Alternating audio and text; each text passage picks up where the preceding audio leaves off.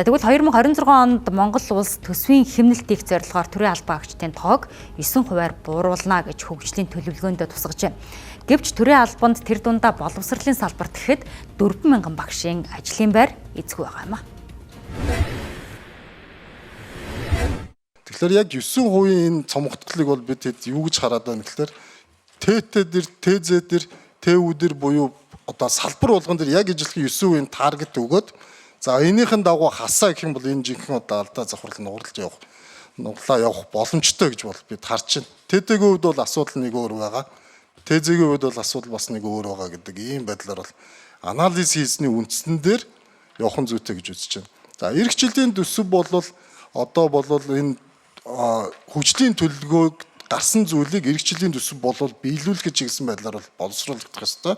Сая одоо жишээг аваад ярил л та. Шүүхийн ерхий зөвлөлд 159 оронтойгоор батлуулчаад 109 л ажиллаж байгаа. 50 хүний цалин хэмнээд энийг яадгийг бол мэдчихэж байгаа шүү дээ бид. Үндсэндээ тэнд ажиллаж байгаа хүмүүсүүд нь жилийн сүүлчээр урамшуул болгож авдаг. Ажил хийдгүү бага хүмүүсүүд энэ зөвхөн шүүхийн ерхий зөвлөлийн асуудал ш. Ер нь нэг ийм юм руу орчлоо хэдүүлээ.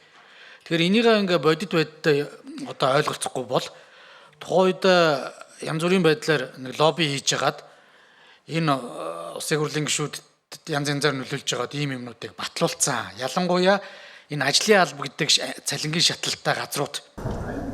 За 2024 оны байдлаар төрийн 4276 байгууллагад 226895 төрийн албан агч ажиллаж байна гэсэн статистик байна.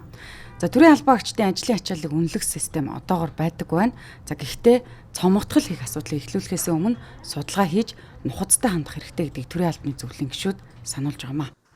Ер нь төрийн албан агчдын тоог багасгах нь одоо зөөлнө гэдэг ийм асуудал байхыг үгүйсэхгүй. Гагцгүй одоо шинжлэх ухаанч судалгаан дээр суурилсан төрийн байгууллагууд, төрийн албан агчдын ажлын байр байгууллагуудын хооронд одоо чиг үүргийн шинжилгээ хийгээд бодиттой одоо судалгаан дээр үндэслэж энэ ажлыг хийвэл зүйтэй байх гэж боддог. За төрийн албан агчдын энэ тоог бууруулах, цомогтгол хийх тухай яриа байн гардагч бодит байдал дээр өссөөр байгаа. За гэхдээ энэ нь төрийн жинхэнэ албан агчдын тоо нэмэгдсэн үзүүлэлт биш.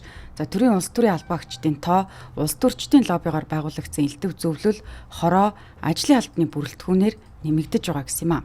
За харин эсвэргээр төрийн алба зарим хэсэгтээ хүн хүчгүй нэг албан агч хит өндөр ачаалтаа ажиллаж байгаа олон жишээ байдаг гэдгийг тодтогч байна. За иймээс цомогтголыг хэсэг бүлэг хүнд зориулж биш зохистой бүтцэд зориулж судалгаа тооцоонд үндэслэн хийх хэрэгтэй гэдгийг их сурвалжууд онцолж байна.